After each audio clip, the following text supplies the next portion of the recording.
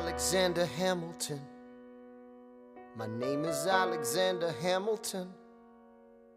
And there's a million things I haven't done. But just you wait, just you wait. Together with our distinguished faculty, experienced practitioners, Dean Brigety encourages us to keep creating the solutions that we seek. And therefore at Elliott, we are not just ready to serve, we are trained to do so with excellence, both in ethics and in execution. We know that we are studying for so much more than just a degree.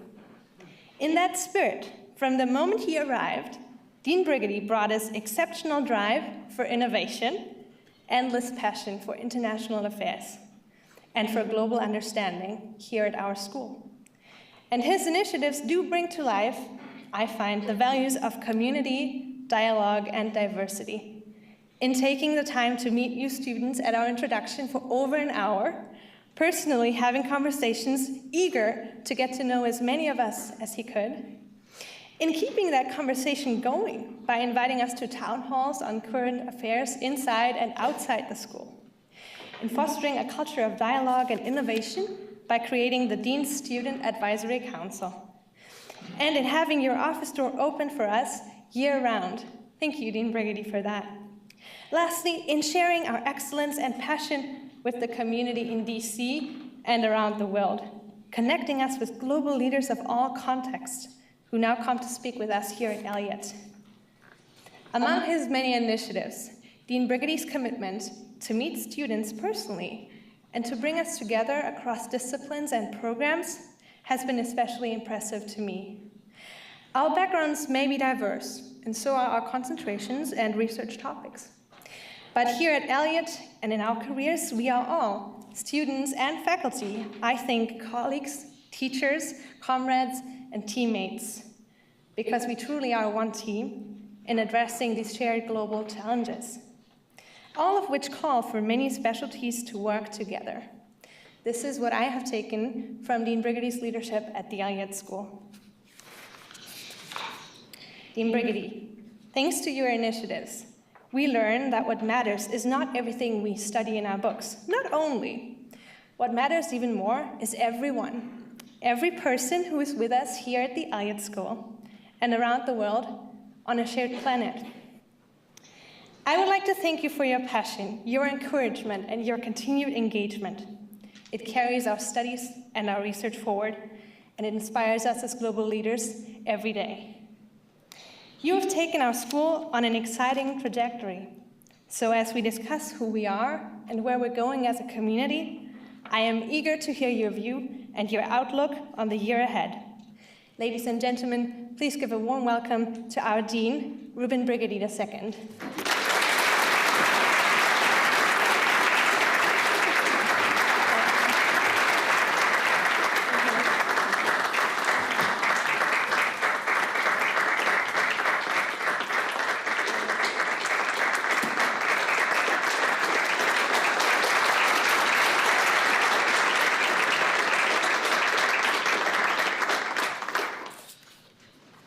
I need a tissue to wipe my tears away. First, before I start, Dorothy, thank you very much for that incredibly generous introduction. I'm deeply touched. Thank you. Provost Maltzman, members of the Elliott School Advisory Council, colleagues, parents, students, alumni, ladies and gentlemen, good evening. My name is Ambassador Reuben Brigety, and I'm the Dean of the Elliott School of International Affairs. It is my pleasure to welcome you here tonight to discuss the state of the school. I'd like to extend an especially warm welcome to our Board of Advisors who are joining us here for their annual fall meeting. Now, before I get into my formal remarks, I have to sort of let you in on a little bit of a secret. We had a tiny glitch this evening. So as we were gathering for the cocktail hour, we were meant to be playing the soundtrack from the musical Hamilton. Had a little glitch. Don't know what happened, but it's a thought that counts. And I have to admit to you, I have, as of late, become completely obsessed with Hamilton. I have not seen it because I do not want to mortgage my house to be able to buy tickets, but I have listened to the soundtrack more often than I can count. And part of the reason I have so fallen in love with Hamilton is that I think it so eloquently demonstrates in such a sound analogy for who we are and what we're doing here at the Elliott School. Think about it. Alexander Hamilton and his gang of young upstarts, led by George Washington, the namesake of our university, fighting an improbable battle against the superpower of their day, England, led by King George III, the namesake of another university. To fight an improbable battle, which they won. I can't think of a better way to think about us today at the Elliott School. Let me begin my formal remarks by saying that we are grateful to be an integral part of a university that encourages collaboration, to have a faculty that defines interdisciplinary, to attract such a diverse and talented student body committed to the work and ideal of building a more peaceful future. I can assure you that there is no better or more important time to be an international affairs professional. The world is always in need of strong leaders who have the skills, the experience, and the ethical underpinnings to bring about peace and stability in our world. And that is our mission here at the Elliott School, to build leaders for the world. At this school, at this time in history, we are assembling the components of an unparalleled undergraduate and graduate education that represents the incredible depth and breadth in the field of international affairs. We are now 11 institutes strong, having added just within the last 2 years the Institute for African Studies, the GW Korean Institute, and the Institute for Disaster and Fragility Resilience. Our institutes are hubs of academic research that bring together faculty from across the campus and span disciplines, contributing substantive policy recommendations designed to improve lives. Our institutes provide a platform for events, conferences, collaboration, as well as funding and mentorship for student-led research. To give you a sense of what our research is accomplishing, the Institute for Disaster and Fragility Resilience partnered with UNICEF Uganda in a timely effort to build resilience amongst adolescent refugees, primarily South Sudanese fleeing the civil war. Uganda currently hosts one of the largest refugee settlements in the world, a place called Bidi, which has more than 270,000 refugees, 60% of whom are young people under the age of 18. The Institute's work building resilience amongst fragile communities represents the cutting edge and new approaches to disaster preparedness in developing countries. Last year, Elliott School faculty secured more than $10.4 million in research grants that will contribute to establishing the reputation of GW as a preeminent research institution of higher learning. Between 2016 and 2017, the amount of funding requested through grant applications by Elliott School faculty increased by 133%. Together, we are working towards meeting the university's goals of becoming a premier, comprehensive, global research university. We also revamped the Elliott School Undergraduate Scholars Program, with whom I met just this morning, which is a unique independent research opportunity for outstanding Elliott School juniors and seniors. The program is intended to open doors for students to share their findings through publications and to participate in academic conferences. From Cameroon to Kurdistan, student researchers crisscross the world, writing on topic issues like coping with environmental change, exploring the links between social media and terrorist radicalization, and developing alternative sustainable industries in resource-depleted communities. The Elliott School truly is, as we say, where research happens. The students here at GW and the Elliott School are our strength and our future.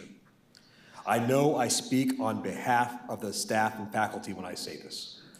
Your energy, students, and your optimism inspires us every day, so much so that I told my staff that I am desperate to spend as much time with you as I can.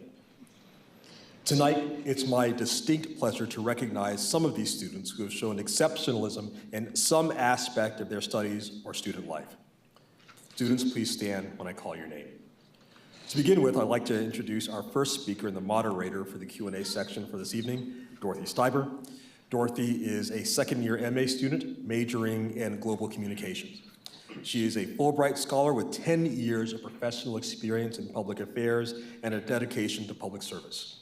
She has worked in the German Bundestag and the European Parliament and was very involved in refugee work and community building during the 2015-2017 refugee crisis.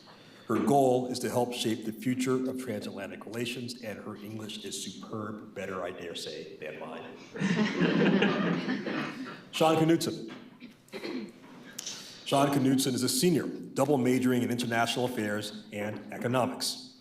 He is president of Sigma Iota Rho, the International Affairs Honor Society, and the leader of a GW Alternative Breaks program. He is clearly a slacker because he only speaks Mandarin Chinese, and he hopes to pursue a career in consulting, finance, or technology. Helena Isserhard is a junior studying international affairs. Helena is a peer advisor and an international student from Brazil. She has a minor in chemistry and a concentration in global public health. She plans to attend medical school after she graduates, proving there is nothing you cannot do with an international affairs degree. I should say she is also joined by her parents who flew in from Brazil this morning. We're delighted to have you. Thank you very much.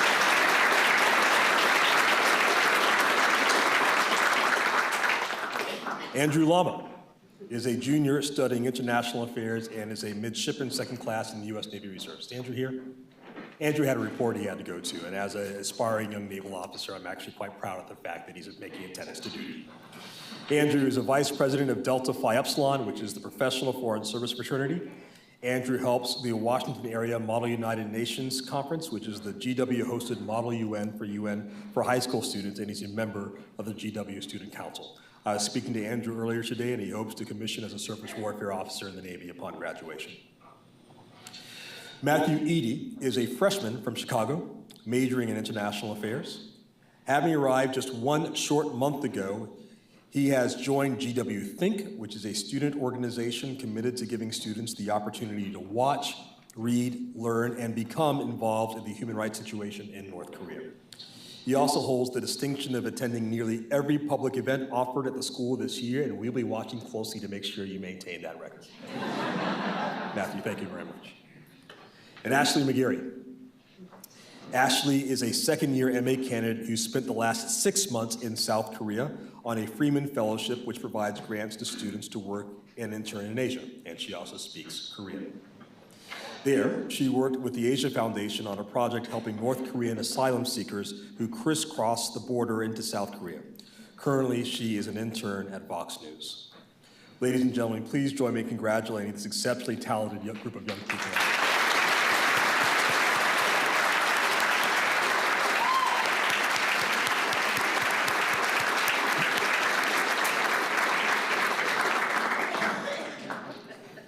I'd like to turn now to a topic that has taken on greater importance in the world affairs of late, and that topic is ethics. Last year, we launched the Why Ethics Matter speaker series, and we kicked it off by hosting Pastor Evan Mawire, who risked his life by starting the Pound This Flag movement, calling for reforms in his native Zimbabwe. I've had the pleasure of remaining in touch with Pastor Evan, who has bravely decided to return to Zimbabwe to be able to continue his work at a place where he remains under a substantial and ongoing threat by the regime of Robert Mugabe, truly demonstrating why ethics matter. We followed that with a discussion on ethics in the global war on terror by asking the question, can conflicts with non-state actors be fought in a just way? And we had this conversation by showing the film Eye in the Sky, which talks about and actually demonstrates sort of a fictional drone strike in East Africa and all the series of ethical issues that surround it. And we were delighted to have actually the director of the film here with us to lead and be part of a conversation immediately thereafter. And we ended the year with a talk by Rumana Ahmed, an Elliott School alumna who served on the National Security Council for 5 years under the Obama administration. She stepped down just days after the administration took office to protest the administration's first travel ban. This year, so far, we have heard from Denise Krepp, who is another Elliott School alumna, who talked about sexual assault at a federal service academy from a whistleblower's perspective. These topics are representative of the very real ethical dilemmas students will face sometimes during their careers. Indeed, I argue it's not a matter of if they will face them, but when. Preparing future leaders to deal with ethical issues is part of what we do.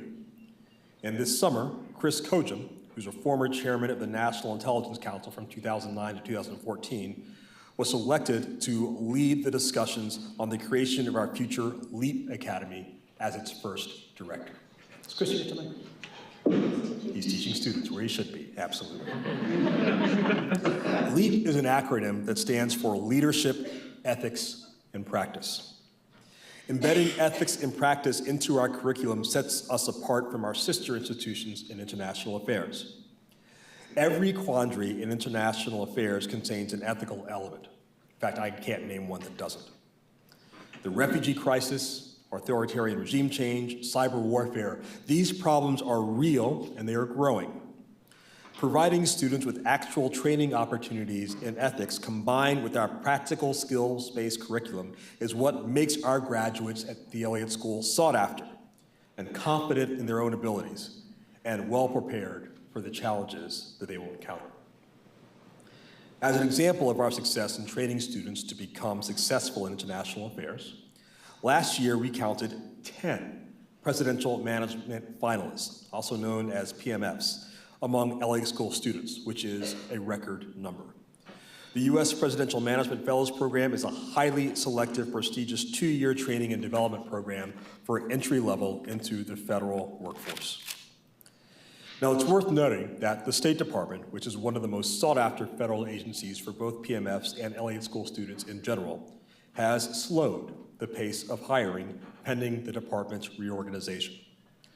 Obviously, this can be extremely disheartening to many of our students. But what is exceptional is our response to this challenge, and that is our newly reorganized Graduate School Services, or GSS, which is an office that combines career counseling, academic advising, and international education all in one shop, led by Jim Lund. Jim, glad to see you here tonight. Although I kind of wonder why you're not with students, but I'm glad you're here anyway. With the unfolding of new complexities, GSS has helped students to pivot towards new global opportunities at the state and municipality level. That's right, states. States, not international relations states, but states like Georgia and Alabama states. Those states are more and more required the expertise of foreign affairs professionals with experience in international trade and investment, and in coordinating response to challenges like climate change, for example. This year, 350 mayors in 12 U.S. states signed on to the Paris Climate Accords. And those mayors and those governors want Elliott School graduates, and GSS is helping to bring them together. With the unfolding of new complexities in international affairs, bringing reverberations in the job market, centralized graduate services will offer Elliott School students a strategic advantage as they advance in their careers and find success all over the world as leaders and professionals. Now, as proud as we are of all of these accomplishments over the last year, we are even more excited about what lies ahead. On August 1st, the George Washington University welcomed its 17th president, Dr. Thomas J. LeBlanc. Dr. LeBlanc brings with him decades of experience in academic leadership, as well as a clear vision for our university, which is, quote, that we aspire to preeminence as a comprehensive global research university. We are confident that at the Elliott School, we can play an important role in realizing this vision for our university. Accordingly, we will be placing additional focus this year on how we can build innovative joint programs with other units of GW. This might include, for example, a joint international MA/MBA with the GW School of Business that could be completed within 24 months of full-time, extremely rigorous study. Or a joint graduate program with our School of Engineering and Applied Sciences to bring the tools of big data analytics to pressing challenges in international affairs, like humanitarian response or counterterrorism analysis.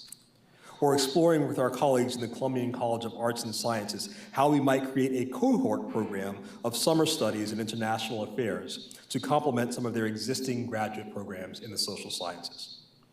Now, we aren't yet sure where such discussions will end, but we are determined to begin them to ensure we are doing our part to help GW provide the best comprehensive education to prepare students to engage in the world's toughest challenges. Now, we also have an important change in the leadership team of the Elliott School that I'd like to announce. Since I became dean on October 1st, 2015, I have been privileged to have at my side as vice dean, Professor Ed McCord. Ed is stepping down as vice dean. As a veteran of the Elliott School, Ed has held almost every academic position that a member of our faculty could hold. Chair of the History Department, Director of the Seeger Center for Asian Studies, Associate Dean, and now Vice Dean.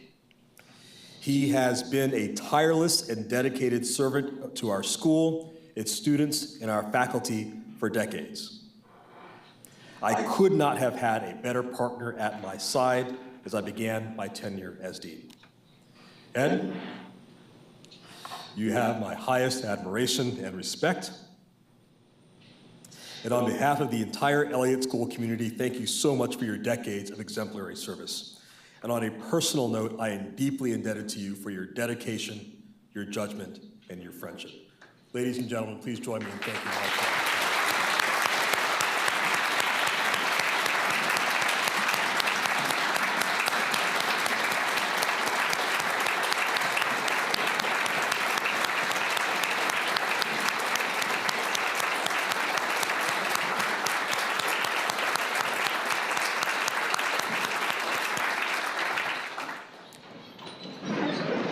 Sure to fetch you properly later on in the semester. This is just a foretaste of what's to come. And as Ed begins his final year of active teaching, we thought that now would be a good time to begin the inevitable leadership transition. So while Ed will be stepping down as vice dean, he will remain in the dean's suite for the remainder of the year as a senior advisor to me and my team. I am thrilled to announce that he will be replaced as vice dean of the Elliott School by Ambassador Edward Skip Ghanim, currently the Elliott School of International Affairs Kuwait Professor of Gulf and Arabian Peninsula Affairs. Skip is one of our university's most distinguished alumni, as well as being one of our country's most distinguished diplomats. He returned to GW after a 36-year-long career in the United States Foreign Service. Before retiring from the State Department, he served as U.S. Ambassador to Jordan between 2001 and 2004, as Ambassador to Kuwait between 1991 and 1994, as Ambassador to Australia, as well as Director General of the U.S. Foreign Service. Skip is a two-time GW alumnus, having earned his BA in 1966 and his MA in 1968. And finally, in May 2017, he was one of only a handful of people, to include Shimon Peres and Walter Cronkite, to have been awarded the GW President's Medal. Skip, thank you very much for agreeing to serve the Elliott School. It will be my great honor to work with you. Ladies and gentlemen, please give a round of applause in welcoming Ambassador Skip.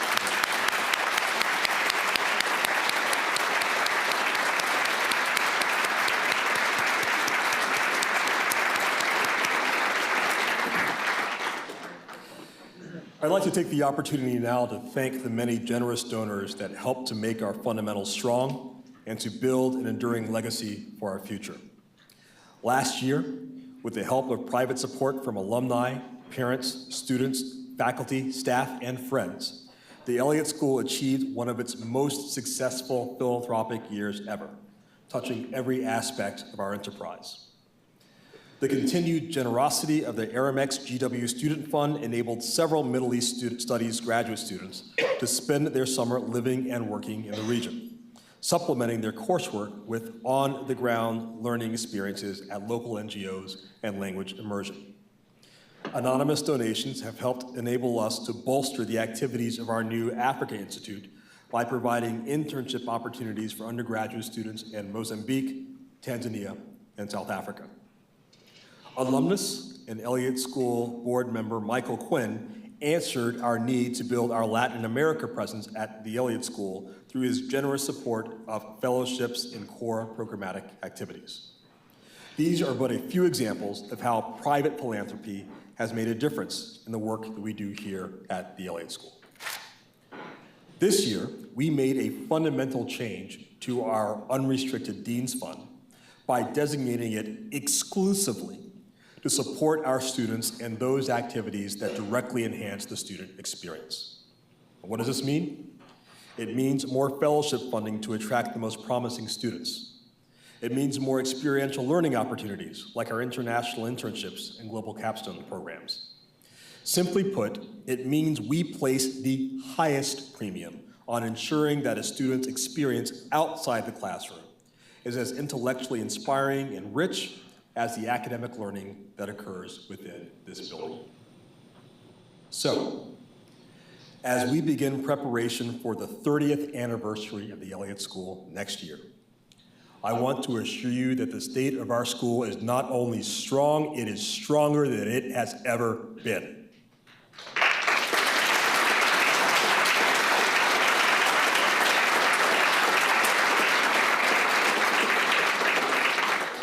We truly have a shot to do extraordinary things in preparing our students to take on the world's toughest challenges. And to paraphrase the words of Lin-Manuel Miranda's Alexander Hamilton, at the Elliott School, we are just like our country. We are young, scrappy, and hungry, and we are not giving away our shot. Ladies and gentlemen, thank you very much. I look forward to taking your questions.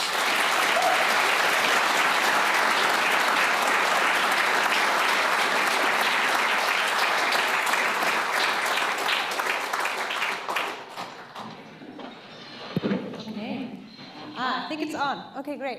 Perfect. Thank you so much, Dean Brigety, for that inspiring State of the School address. Thank you again, everybody, for being here. This is the time when we take questions, and everybody's welcome to ask them. I am excited about what the Dean has just announced, particularly the LEAP program. And I think there's two kinds of leadership on which I want to ask my first question. And I apologize if it sounds like a $1 million question. But I see leadership within the Elliott School as our task, and I see leadership within the world as our task. And so my question to you on behalf of undergrads, grad students, first year, second years, what is your advice to make the most of our time here in finding that leadership position? And how do you find your role, really your niche? I mean, we have a lot to do. It's eclectic what's going on outside and inside the school. So how do we make the most of it and find our place? Sure. I'd say a few things. First of all, good grades. So check, right? So provost, I said that. So now, everything else. In all seriousness, the advice that I often give to young people who are trying to develop their careers is first and foremost follow your passion. And the reason is that passion means discipline every day of the week. So rather than, for example, saying that you want to do international trade because today you think international trade is the big thing, but you may be particularly passionate about climate change or environmental policy, but you don't know how you're going to get a job in climate change or environmental policy. There's lots of trade jobs. What I would tell you is that the nature of whatever the hot issue may change, frankly, from year to year or decade to decade, but your passion tends to remain constant. So if you follow your passion and you dedicate yourself to be very good at that, the other opportunities will flow. The second thing that I would say is that trusting your internal moral compass, which should be closely linked to your passion, is something that is a skill that you need to be able to learn to develop and trust yourself. And that means you have to be practiced. So in the context of your time here at the Elliott School, whether you're an MA student for 2 years, or a BA student for 4 years, or a transfer student for 2 years and change, in addition to whatever your classroom obligations are, you really need to spend the time to kind of figure out what is it that really makes you most excited and gives you most passion, and really makes you think that you will be prepared to spend the endless nights, work the cheap jobs, go into the difficult places in order to spend your time doing that. And then also, to the extent that you can, find ways to get engaged in those issues right here in Foggy Botany. One of the things that actually makes me most proud is when I see students, for example, our students that started the No Lost Generation refugee awareness group here. It's like, what, they didn't say, well, you know, there are all these refugees all around the world, I don't know what to do, so I guess I'm going to go drink beer somewhere, right? And they actually sort of found a way to actually get involved in doing that. And I think there are lots of opportunities here, and if one is not obvious, you should make one. And I think that will be the best way for you to continue to find ways to develop yourself to lead in the ways that you're meant to lead. I am so glad you said that. I think many of my friends in grad school and undergrad are doing just that, and part of how we're doing it is taking advantage of the events that you bring to the Elliott School and taking advantage of practice and ethics. I'd like to open it up now to the floor. We are going to follow, as closely as I can remember, the one female, one male rule to have gender equality. So if I don't follow that, forgive me and remind me, and we'll get back on track. So, first question. Yeah.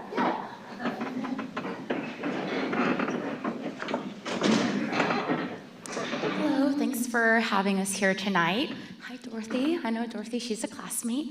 My name is Idira, and I'm a second-year master's student in international affairs, as well as a staff member. I serve as one of the graduate admissions counselors here at the Elliott School, and as a proud daughter of an immigrant, I was also the first person in my family to get a bachelor's and to get a master's degree.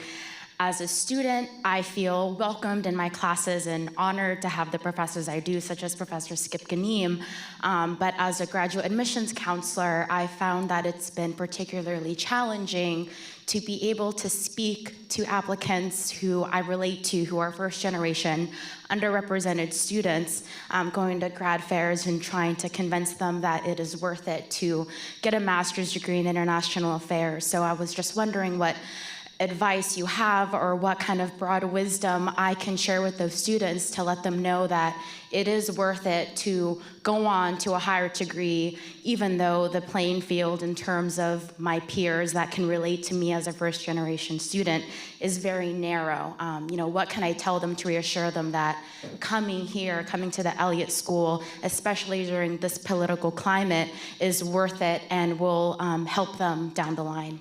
Thank you. Yadira, thank you very much for that question. We are very proud of you, first of all. And I completely get the kinds of economic, social, and frankly psychological pressures that are often on first generation college and graduate students. Because while at the same time your family and your friends are very proud of you, there is often a sense of internal sort of guilt, right? That you've been one of the first buildings to make it out. And you have some obligation toward your extended familial network to help them make it as well.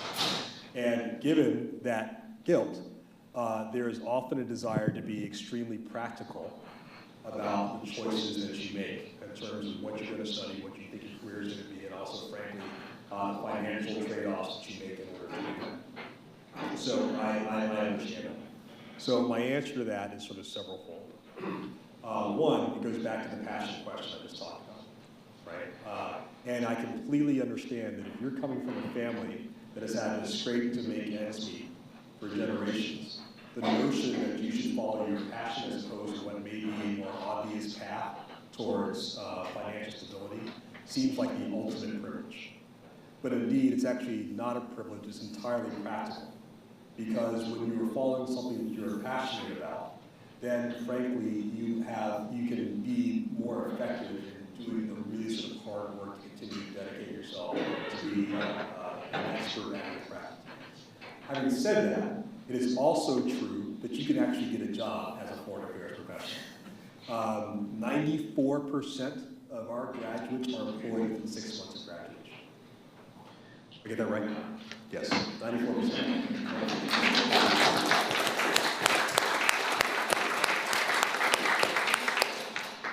And they're all doing, amazing, interesting things with the opportunities to go on to do even some further amazing, interesting things. So, as a matter of data, it is absolutely true that you can come, study international affairs, and be employed and have a right computer right that will allow you to do the things that you may feel that you have to do, to include the taking care of your familiar. The third thing I will say is I am keenly aware of the financial issues of coming to a private university like GW. And I am personally passionately committed that certainly at our school, my goal is that for any young person who has their eye on the horizon, I do not want finances to be a prohibiting factor. Now, that doesn't mean that we can give free scholarships to everybody, but it does mean that I want to be able to say that we are raising the money to be able to make this look like a viable value proposition for people like those that you talked about. I spend easily half my time working on this, and I will continue to do so because I care deeply about it. Because it also, frankly, also has implications for the diversity of the U.S. foreign policy as well, which is something else I care very deeply about. Final thing I say is if you have a conversation with any person like that who's a peer, and they still seem to be on the fence, you tell them to call me and I will have that phone conversation. I'm not kidding, I'm serious. Sure, those of you know that I spend an awful lot of time. One of the things I say to the students, although we're one of the largest schools of foreign affairs in the United States, there's not a single student in our school who was requested specifically to sit down and meet with me that I've said no to, not one. That includes both current students and prospective students. Particularly for prospective students, they'll come down and have a coffee in my office, talk for 20 or 30 minutes, I get to know them, and then I'll say, look, here's the thing. Now, if you're trying to decide where to go to graduate school, I want you to send an email and request a meeting with the dean of every other foreign affairs school you apply.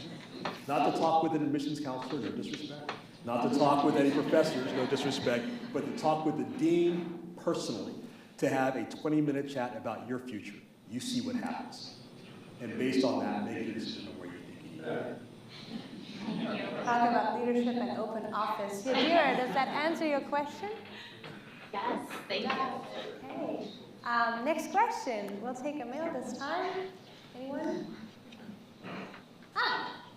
Please. Good evening, Dean. My name is Henry, and I'm a second-year student here in Elliott School undergraduate. Now, my question is regarding to international students like me. So, according to the handbook that was outside, there are 14% of the students here in Elliott School are international students. I can't speak for everyone, but I feel beyond welcomed here in the Elliott School. However, many international students, even like me, are facing challenges, whether it's on English language issue or interacting with the community here in Elliott School. So my question is, what are your suggestions to the international students in order to be a more active, to do better, to be an active part of the community in the Elliott School? Thank you. Yeah, that's a great question. You know, and it's one, frankly, that I've heard literally from my first day as dean, and that I continue to hear every year. So much so that it makes me think that I don't know that there's a permanent solution to that problem, but it's one that we have to continue to look at constantly. First of all, let me say that I deeply value the presence of international students here with us. I did my graduate work in international affairs in the UK at Cambridge.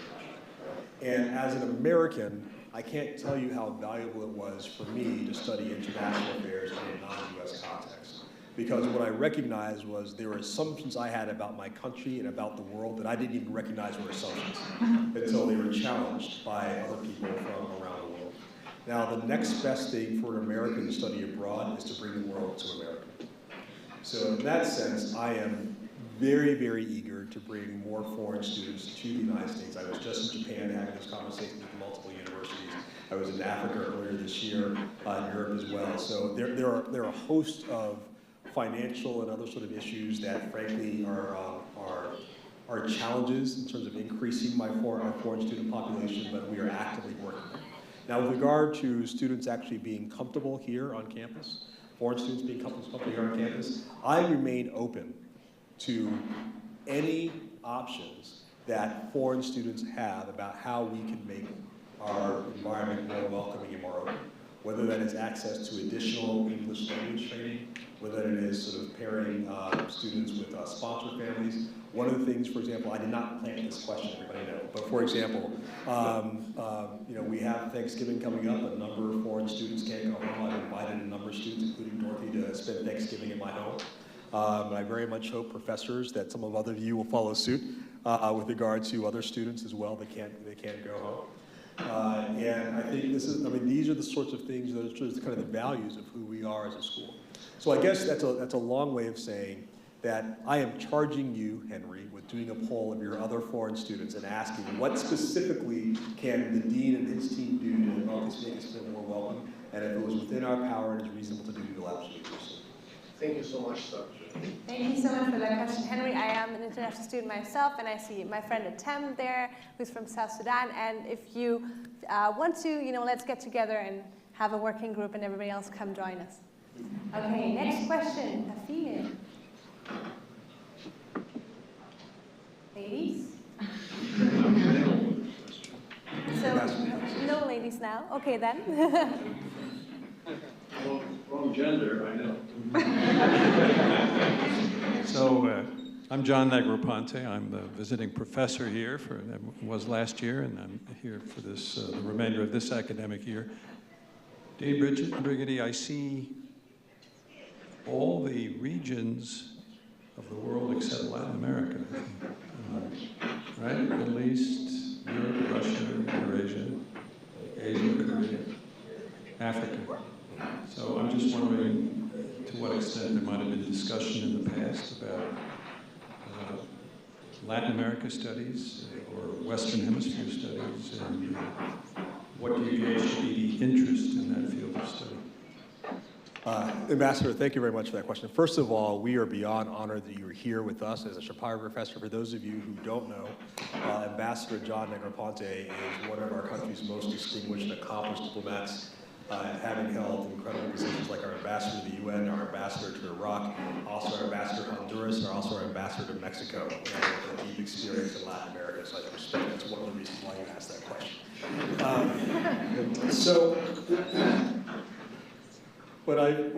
I was dean for 2 hours. 2 hours. On October 1st, 2015, my first speech to the Elliott School community, I declared that we would create a new institute for Africa studies because we had nothing on Africa. What I should have said was that we will create a new institute for Africa studies and another one for Latin America studies while we're at it. But I didn't. But let me explain to you why and where we are in this. So when I became dean, we had master's degree programs for every region of the world to include Latin America with the exception of Africa. We had regional institutes to accompany those master's degree programs for each of those master's degrees except for Latin America, meaning that we had regional institutes for every region with the exception of Latin America, Western Hemisphere, and Africa. So we made the decision, I made the decision, to move quickly on Africa, and with the discussion that we would move very rapidly on Latin America for 2 reasons. 3. The first is that because we already have a Latin America master's program, we made the assessment in consultation with Paul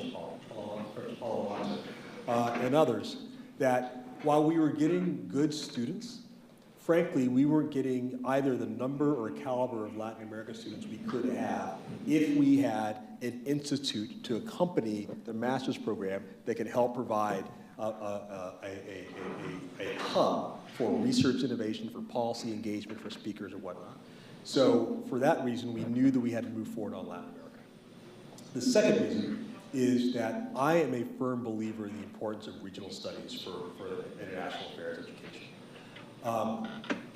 And this is a debate in the field. There are many who would argue that regional studies is passé, and instead you should either have generalized education in international affairs or much more theoretical approaches or approaches that are more heavily weighted towards theoretical, functional aspects like trade policy or human rights or security and whatnot. I believe strongly in regional studies because I think it provides a very strong intellectual framework to give the ground of theoretical understanding of foreign affairs in a particular region of the world to include language and history and whatnot. So what we want to be able to do is create, in short order, regional institutes so that the Elliott School will have regional institutes for every region of the world.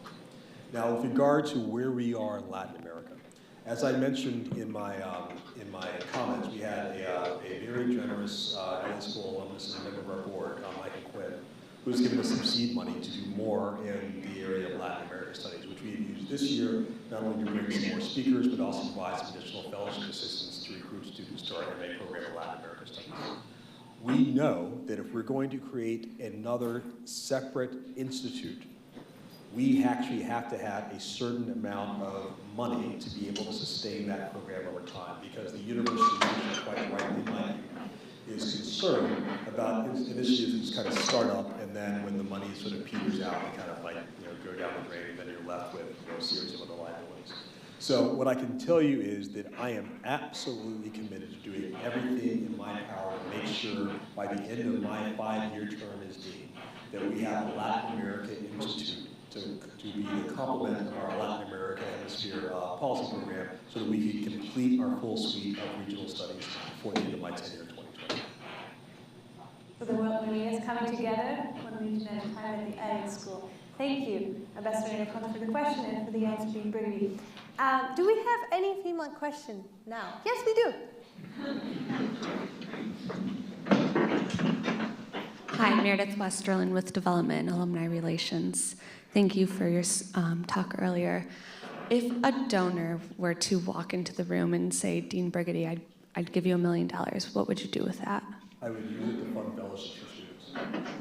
Thank you. Like, without question. And now there'd be a discussion about whether or not we would use it to fund fellowships, say, for foreign students that would otherwise not have, that are not coming from elite families, and there's no way they can afford an education in American Val, or whether we would use it to help fund fellowships for need-based students that help provide a variety of types of diversity for us, whether that be socioeconomic diversity, or first-generation diversity, or underrepresented diversity. That's a debate. But without question, that is our #1 priority. It's absolutely right. Thank you for making that a priority. Next question. Yes, please.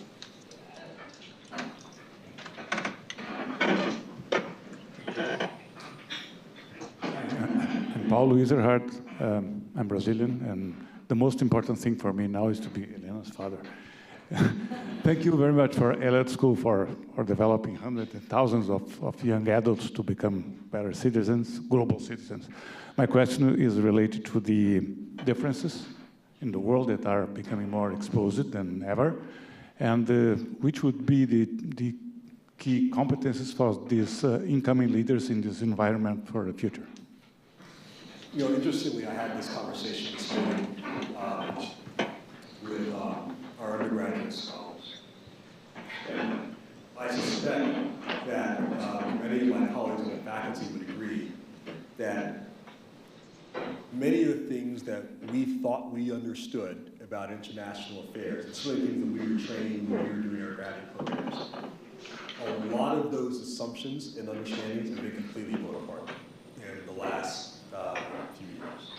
Whether that be, for example, the nature of American engagement and leadership in the world, to the question about the notion of the stability of a bipolar sort of order to a multipolar order, to the questions of whether or not free global trade really is the best way to decrease wealth inequalities, and what does that mean for the stability of societies.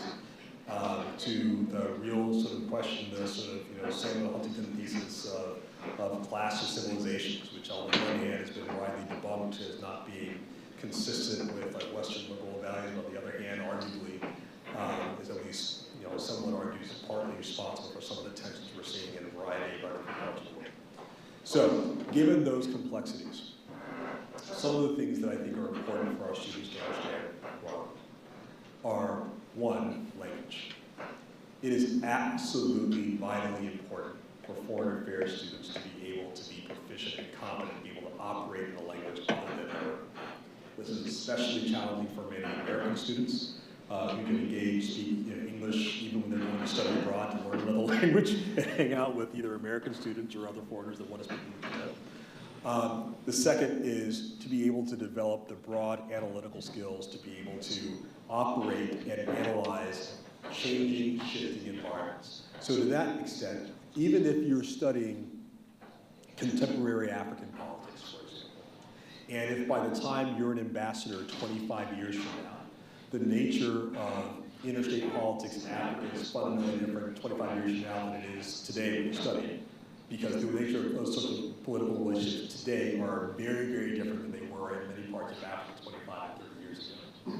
The ability to analyze, to understand different power dynamics, to be able to understand how these power dynamics may interact with each other, even though those natures dynamics may be fundamentally different, the ability to analyze them is what hopefully will be a mainstay over time. The final thing that I've said, and I've said it a couple times, but I'm going to repeat it because I think it's crucially important, is the ability to develop moral and ethical intuition. I can't tell you the number of situations that I've seen, the number of situations in which I have been involved, where the ability to, or the failure to understand the ethical dimensions of a particular issue have led to either policy problems or policy failures, or have led to profound personal and professional failures that otherwise could have been avoided had we not been able to help inform the moral intuition of the people that were involved. That is something that absolutely would be a mainstay for people over the course of their careers, and we want to be able to have a hand in that. Because I think like language, like political analysis, it is absolutely essential part of the toolkit for the foreign affairs professional of the 21st century. So the Elliott School is preparing us to navigate change with a solid ethical compass. I think that's really exciting. That was a question from me. And we have a female question, 2 female questions. Okay, one of you go first. Hi, Dean Brigety. My name is Michelle Chow, and I can't speak on behalf of all students in my position, but especially as a first year and Elliott student, I can see that a whole bunch of us come into this school with a very idealized vision that maybe we can solve world peace, or perhaps all of us are politicians. And I would assume that you didn't necessarily find yourself as, with all your accomplishments, as ambassadors or as the dean of the school. But I just had a question as to what advice do you have for us students to keep our ambitions and to keep our goals set high, but also stay rooted in reality of like what our abilities can handle? Well, I consider myself to be a pragmatic optimist, which means that I believe that there are values that are worth aspiring to in and of themselves, in spite of, or sometimes precisely because of, the challenges they address. I say all the time that I believe that international affairs students are a special breed of student because by definition they care about the state of the world and want to prepare themselves to engage in its toughest challenges. So, while many young people are idealistic, and sometimes that idealism is decried as naivete, I think exactly the opposite. Your idealism is a force multiplier. It is because there are so many situations in the world that once were perceived to be literally impossible, but nevertheless, because of the determined fight, sacrifice, dedication of hundreds, thousands, or sometimes just one person, have nevertheless changed. One of my heroes, Nelson Mandela, is famous for this saying that it is impossible until it is done. For those who are old enough to remember the brutality of the apartheid regime, the fact that that regime would fall in a largely bloodless process and lead to a free, fair South Africa is stunning. We're actually very honored to have amongst with us tonight Aaron Williams, who's a former director of the Peace Corps, who was the director of the USAID mission in South Africa during the end of apartheid. And I'm sure he would be able to tell you that those days were heady, and they didn't just happen. It wasn't like everyone woke up one day and said, oh no, hey, I guess apartheid was wrong, let's have elections, right? I mean, there were a lot of people who were determined to struggle and fight that battle, and they did so successfully. And if that can happen, then we can reverse climate change. If that can happen, then we can do something about the massive refugee crisis we're facing right now. If that can happen, then we can figure out a way to somehow address the massive and recurring violent extremism that's affecting not only radical Muslims abroad, but disaffected populations in the United States as well. So don't let anybody say that your idealism is naive. Your idealism is your strength, and you should guard it. And now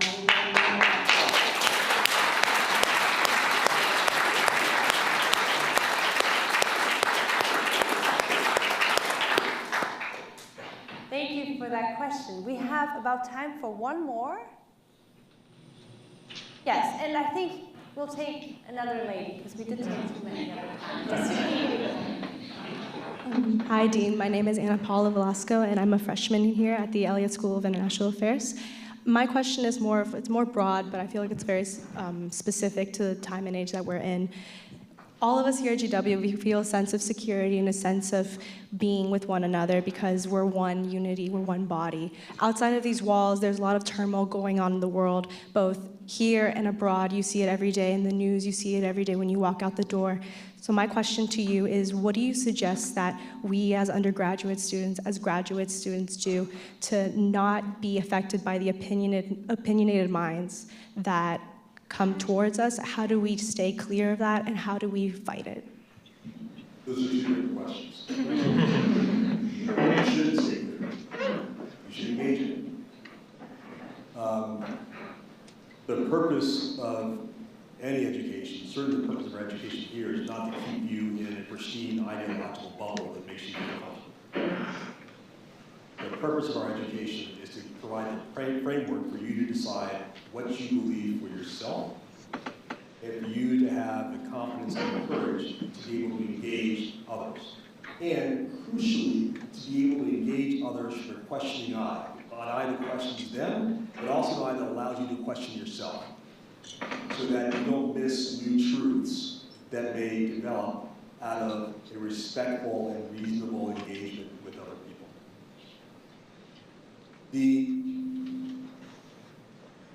One of the themes that I've hammered home into my sons is a quote from Winston Churchill, which is that courage is the most important virtue because it's the one that enables all the others.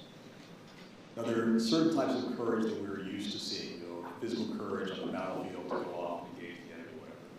Not whatever. But there are other types of courage which I think are very every bit as important, sometimes harder to have. And that is the courage to listen empathetically, particularly those people who may disagree. And the courage to be able to hold on to your beliefs once you are sure of what they are, despite massive onslaughts and forces that attack you for those beliefs you were trying to get you to change.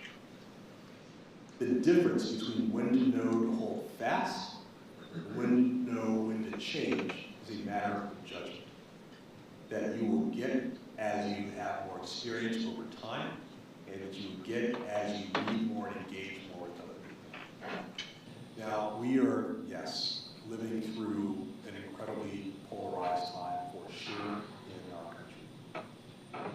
In my view, helping us to get through that requires more and more Americans to exhibit that kind of civic courage, to engage with each other, to be open to why they may be wrong, but to also be holding fast in those things, those virtues, which frankly, they may very well be right.